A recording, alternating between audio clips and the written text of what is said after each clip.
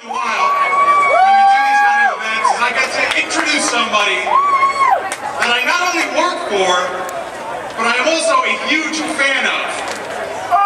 This guy right here, known lovingly as the next generation of great talk radio, found on Sirius Patriot 144 and XM America Right 166, is the host of the Wilkow Majority, Andrew.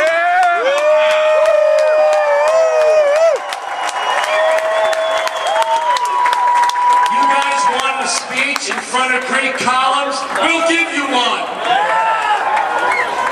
For 1 whole year, you've been called racist, you've been called sexist, somewhere along the way you were called homophobic.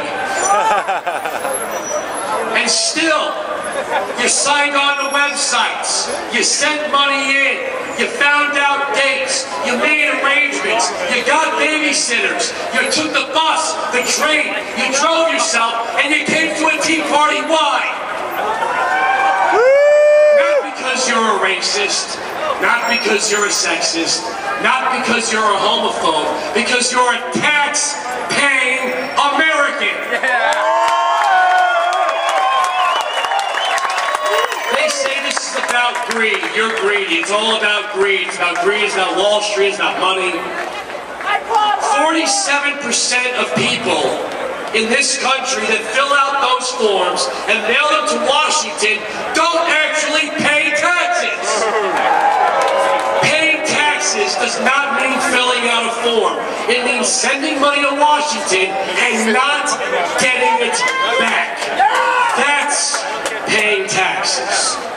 We've heard someone prominent in Washington say, time to be patriotic, time to get skin in the game. You know what? You've got a pound of flesh. I want you to note something about our system. While 47% of the population that fills out the tax return doesn't actually pay taxes, the more you give to government, the more government wants to take from you. The less you give to government, the more it wants to give to you. The more you pay, the more they want. The less you pay, the more they give. It's amazing. You work hard, and this is not about the so-called work. I'm not a The worker is anybody who works. How about the black guy that's hosting it? Yeah, they get one. I see a whole. Hey, they got Clarence Thomas too. He's a lackey. Be it to another person, be it to a small business owner, we all have a responsibility to do a job, whatever that job is, and we have an income that we get for that job. When the government tells us that we're not entitled to the lion's share of what we produce, who is?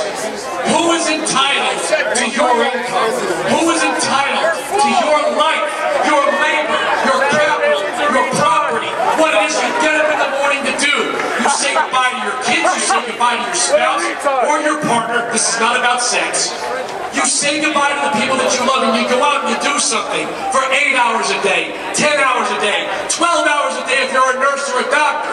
And the government says, no, no, no, no, no, no, no, no, no, no. You haven't given us enough. We have a bureaucracy that needs to be fed. We have a program that needs to be fed. We need more, we need more, we need more, but not from everyone.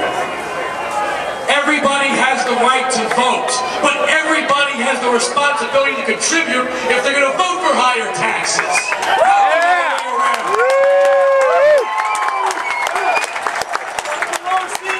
We have a poison in this country, and that is a poison that comes to us when government says, trust us to deliver largesse. Don't worry who's going to pay for it. Don't worry about where we're going to get the money. Don't worry about what it costs. You have a right to it. Or they have a right to it. Or whoever has a right to it. And when you start to scratch your head and say, well, you want to give 32 million people this or 20 million people that, and you're already broke, you're already running a structural deficit, where on earth are you getting the money? You want the answer? China! Every single dollar that's allocated to an unfunded program comes not only interest. Now, I have a term that I invented on the program, and a great economist named Arthur Laffer asked me if he could borrow it. I said, "You're Arthur Laffer, the inventor of the Laffer. You can borrow whatever you want." It's the zero liability voter. It seems that the bureaucrats in Washington favor a group of people who are willing to vote for any level of spending with no reasonable expectation that they pay for it. They're zero liability voters. And let me let you in on a little secret. When the non-contributor to the federal tax base outweighs the contributor to the tax base, you can say goodbye to your freedom, because 51% will always vote itself a raise on the backs of 49%. And when we try to discuss out-of-control spending, they tell us we don't care about children with birth defects, we don't care about elderly people who need medication, we don't care about our soldiers returning from battle with physical and mental injuries. They tell us that we hate this man because of his race, or we don't like that person because of their immigration status. They never, ever address the simple economic truth that an economy driven by non-contributors isn't an economy.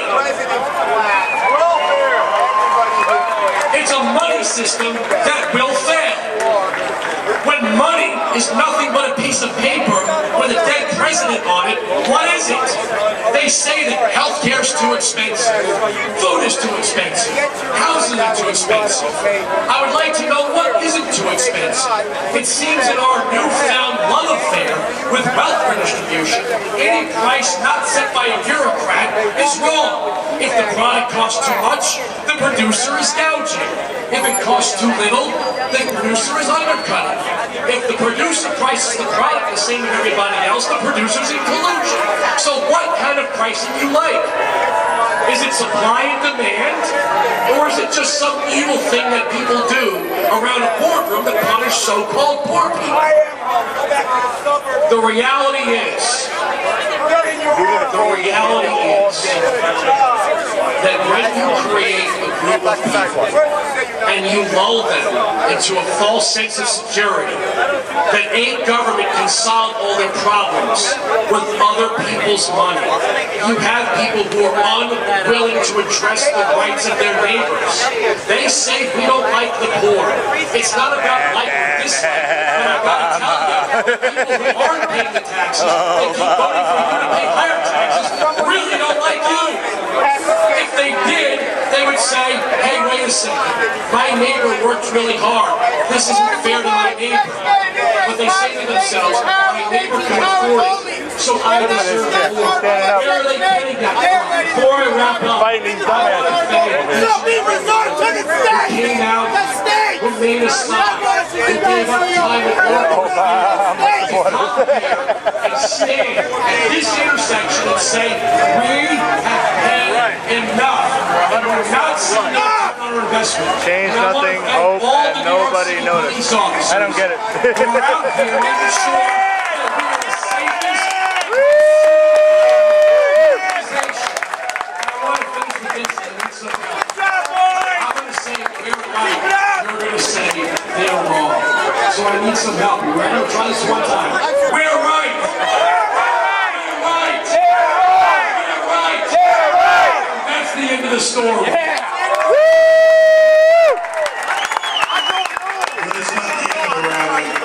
Andrew Wilkow. I really enjoy when I get to fill in for the Wilkow.